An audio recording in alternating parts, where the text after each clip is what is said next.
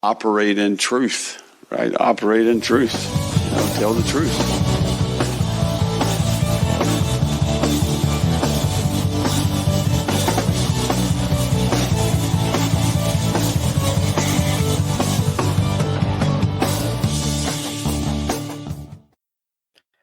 Hello, everybody, and welcome to the Gator Truth Florida Football Podcast. I'm Daniel, and on this episode, we're going to look back at a fun night in the swamp, at least overall, and that is the debut of DJ Lagway and the Gators' 45-7 win over the Samford Bulldogs. Now, I know it's just Samford, and I've even said there's not a lot, unless it's bad, that you can take away from a game like this, but there are things that you can take away, and we'll get into that. It was definitely, at least for a second half, a fun night. First half, we're definitely going to talk about that, but we will go through the things I want to see from the offense, the things I want to see from the defense. Did we do those things? And obviously some of that will tell us about the result. But again, a fun night. I do believe that perhaps a star was born in the Samford game. And, well, at least there's a little bit more positivity in Gator Nation coming off of that win than there had been the week before. Obviously, winning does change a lot. But again, there is some perspective that it is Samford. But there are a few things that we can take away. But before we get into those things, I do want to give a shout out to my friends at Alvarez Lawn Company. Alvarez Lawn Company, if you are in the Central Florida area and you have any sort of yard work or yard project you want to get done, maybe it's like, I can't mow my yard because, heck, it's raining every afternoon when I get off work in the evening. Well, give my friends at Alvarez Lawn Company a call. You can call them or text them for a free quote at 407-490-2617. You can also shoot them an email at alvarezlawncompany@gmail.com. Once again, call or text for a free quote or send them an email. The number for that call or text is 407-490-2617. And that email address is alvarezlawncompany@gmail.com. Alvarez Lawn Company, building plans that work for you. Well, with that said, let's go ahead. Let's take a look at the offense in the Gators' 45-7 victory. Obviously, did not start off the way you want. We start off the game getting a turnover on defense and then pretty much don't do what we should do with it, and that's drive down and score, especially with a team of Samford's ability. We talked about Samford lost not so great to a West Georgia squad that just became FCS the week before. And we go 6 plays and out, including on the 4th down, putting Treyon Webb back in the Wildcat position and then not being able to convert on a 4th and short. And obviously our line does need to do a better example or a better job than that, because there's no reason they should not be able to gain a yard against a bad FCS team.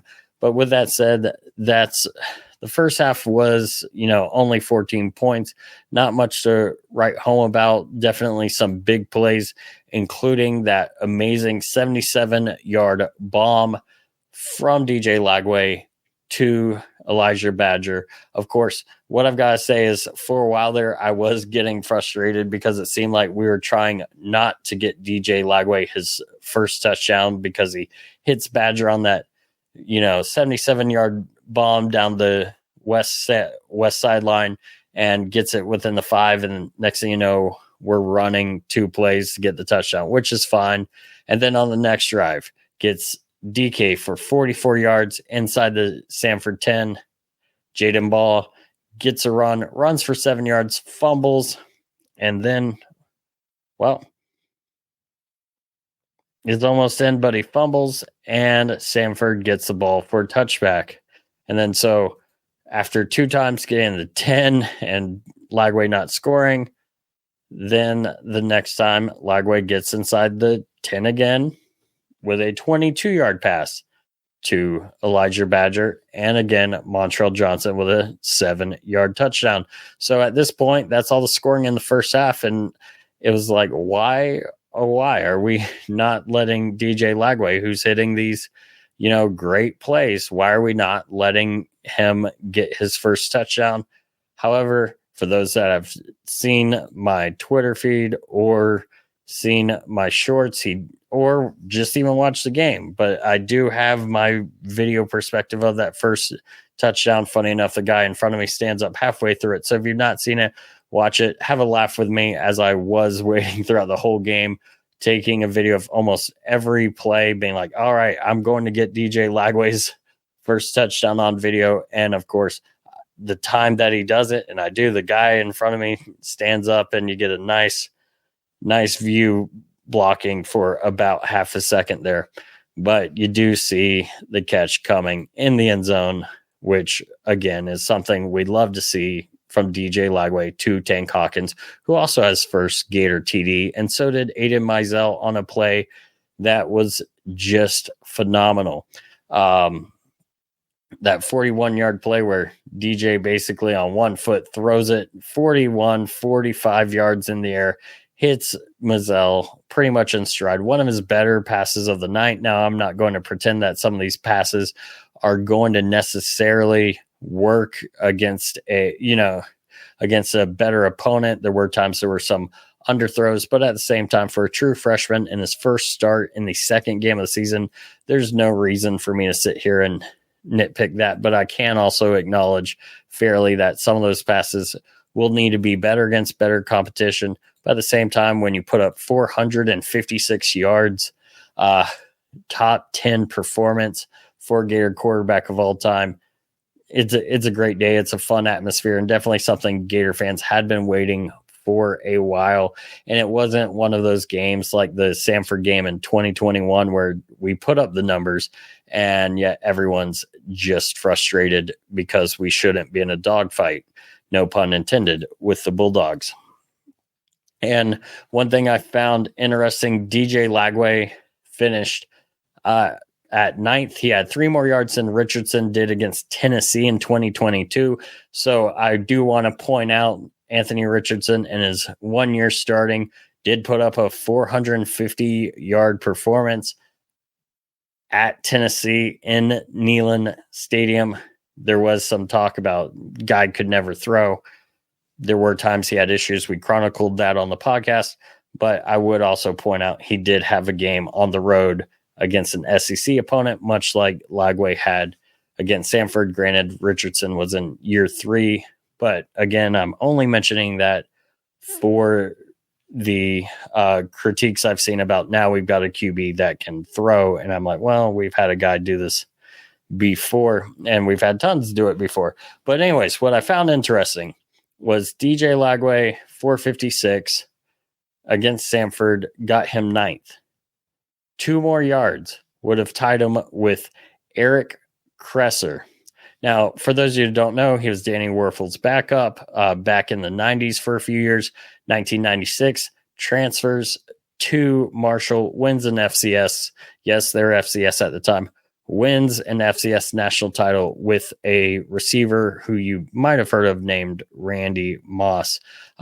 Maybe not, but I assume most people heard of him. But anyways, Eric Kresser, back in 1995, put up that 458 yards against a team that was very, very popular on Saturday night, and that is Northern Illinois. So I just thought that was funny. As I'm sitting there watching the game, someone was talking about Northern Illinois. I'm like, oh, I've seen them play here before. I couldn't remember the year off the top of my head. And then when I looked up where DJ Lagway ended up, I go, it's just ironic on a night that Northern Illinois makes national coverage is also the same night where DJ Lagway almost breaks a record and ends up right by one that was set against them for the Gators. So definitely a fun thing there. And for those that don't know why I'm talking about Northern Illinois, it's because they went into South Bend and beat the Irish. Of course, the Irish the week before had beaten the Gators week 3 opponents. the Texas A&M Aggies in College Station. So that will be a storyline coming up this week. With that said, let's look at some things I wanted to see from the offense going into the game. One of those was I want to see 250 plus passing yards, and being a little bit more wide open. Well, we definitely saw the 250 passing yards. Like I said, is a top 10 performance of all time. He was 26 yards away from the all-time record set by Tim Tebow in Tebow's last game. And it was funny because he didn't get any yards on the last two drives. Some people were frustrated about that, but that's all right. We got to see a cool moment where backup Aiden Warner takes in a touchdown that he may never get to score in the Swamp again, but he was able to make a 9-yard run for a touchdown, for a great moment for him, his family, friends, and something he'll never forget. But so my first key, 250 yards passing, at least, check. 150 yards rushing, without 100 yards for Montrell Johnson. That was mostly because I didn't think he would get as many carries. He got more carries than I thought he would, but we did 166 yards, so check. And Montrell Johnson did not get 100 yards. Again, I thought that was more of a he wasn't going to get 15 carries like he did, but still. Also, Jaden Baugh, despite fumbling, averaged 8.5 yards per carry. Jacoby Jackson had 2 carries for 18 yards, averaging 9 per carry. So some good carries there for a few players, or some good average, I should say, for a few players. And the third thing I said I wanted to see was 40 points. I did say 40 points, less than 60. And sure enough, that's what the Gators did after that frustrating first half, where we just couldn't get it going, or he fumbled in the end zone. We were only up 14-0 at the half. The Gators did find a way to put up 31 in the second half, and I did enjoy a lot of that. Just having fun watching the Gators blow out a team again, for sure. And so it was good to see 40 points. Didn't think we're getting there after the first half, but we really turned it on. Heck, we had a 85-yard touchdown pass that I believe my 65-year-old mother could make. And if you're wondering why I'm saying that, just rewatch the play. The ball's tossed up, travels about a foot in the air, and Trey Wilson, who again needs touches early and often, to quote Russ Callaway, did his thing for 85 yards, and definitely need to get Trey Wilson the ball a lot more than we did in this game. Only 6 touches. I believe all 6 were in the second half. 141 yards. Even if you take away the 85 yards, he's averaging over 10 yards a touch in the game. And so, again, that is something you want to see, and you want to get that guy the ball early and often. And before we move on to the defense, I do want to give my friends at Gator Chatter a shout out. Gator Chatter is a Florida Gator message board. Lots of good guys there. Lots of great discussion happening on the board all the time. Definitely feels like family, as I say on these, when I shout out these guys all the time. Twitter is like an unorganized message board. I know people don't want to hear it. Like, message boards are for old people, or message boards are crazies. Well, Twitter's just the same thing, except for you don't have the organization of threads. And also sometimes, and this is not entirely true, not quite the community as you have with people you interact with, like the people at Gator Chatter have been interacting for years. If you've listened to the Huddle Up Gators with Aaron Bland, if not, go check out that episode. Learn about the background of Gator Chatter and Aaron's story, his Gator story. With that said, do check out GatorChatter.com. It is your Florida Gator sports bar. Now, let's talk about the defense against the Samford Bulldogs. Lots of people remember back in 2021, we talked about this as well. Todd Grantham gets fired. Defense and Christian Robinson, the interim defensive coordinator, kind of come into the game like, it's a noon kick, whatever. We're not going to do this. Give up 52 points, 50 points, and not good. So I said one of the things I want to see is 14 or less points to a team that lost to West Georgia the week before. And on that first drive of Samford, I got nervous. In fact, a holding play or a holding call pretty much saved us from giving up a third and very long. Or not on the first drive. Sorry, that was their second drive. The first drive, we did get a nice strip, just sticking your arms out by Mr. Jason Marshall, and then a good recovery. So I don't want to make it sound like that, but again, second drive without that fumble, our team just went out, played well, made it work. After that, like second drive, they kind of drove, got a holding penalty that helped us out, and then we made sure that we shut them down for the rest of the half, and they really didn't have much except for their one scoring drive. I mean, they put up 205 yards of offense. So I will take that as a Gator fan. Obviously, there are things we've got to do better. But again, I want to see 14 or less points. We made 14 or less points. So in my book, that's a check mark. That's a win. I wanted to see a good pass rush, and overall, I thought it was all right. There are a lot of funky things that Samford does to kind of limit pass rush, whether it's we're going to roll out one way, throw it back the other way, or, any number of things. I think we saw a double pass that didn't work too well for them at one point. So they were trying different things. But I will say this, we ended up with 4 sacks on the night, which is a good number. I will take that. We also had 12 tackles for loss. So again, numbers that are good, as well as 5 passes defended. So definitely a lot better, at least stats wise, for this defense.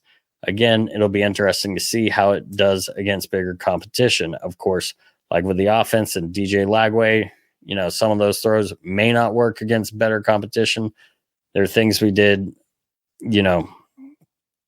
with this defense that worked well against Samford, but will not work against other teams. I mean, on their touchdown play, our D-line gets pushed a few yards into the end zone. Of course, we're rotating lots of guys. We saw lots of young guys. And so that may be some of that. But again, you can't be pushed around by Samford, just like our offensive line needs to get that 1 yard on 4th and 1 against a Samford team.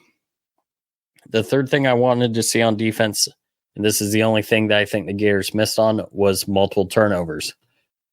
We got 1 turnover. It was on the first drive of the game. Like I said, Jason Marshall sticks his hand out. Ball comes loose. It's recovered by Gates. Good play, but we need to see more in the turnover department if the Gators are going to do well in the next 10 games. Of course, 8 of those 10 games are now SEC games, and then you've got a pretty good UCF team coming in on October 5th and in the season at Doak Campbell Stadium against Florida State. But again, some of it is just about getting guys experience, and it's about getting, a little bit better when you play these Samford type teams. So I do think overall there's a lot to like. Again, there should be things that get better as we move forward. But we'll see. Overall, I do think that this was a good game for the Gators. Definitely enjoyed it. SEC kicks off this week. We will have our Texas A&M preview. And before that preview, we will actually have an interview with one of the guys from Ag Knox, a Texas A&M podcast that should release tomorrow, which is Wednesday. Definitely check that out. He brings some perspective and has a very interesting thought about the A&M finding ways to lose games, kind of like we think Florida under Billy Napier has sometimes found ways to lose. So it's an interesting conversation. Definitely check that out when it comes out.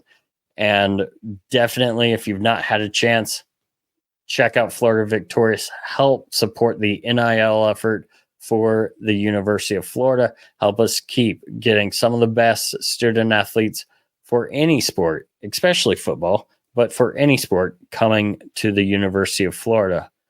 With that said, again, quick review for Samford. Can't wait for the SEC season to kick off and see exactly where this Florida team is. And that is coming up this Saturday in the Swamp at 3:30. Later in the week, we'll have that Texas A&M preview out. And until then, thank you all for listening. And as always, go Gators.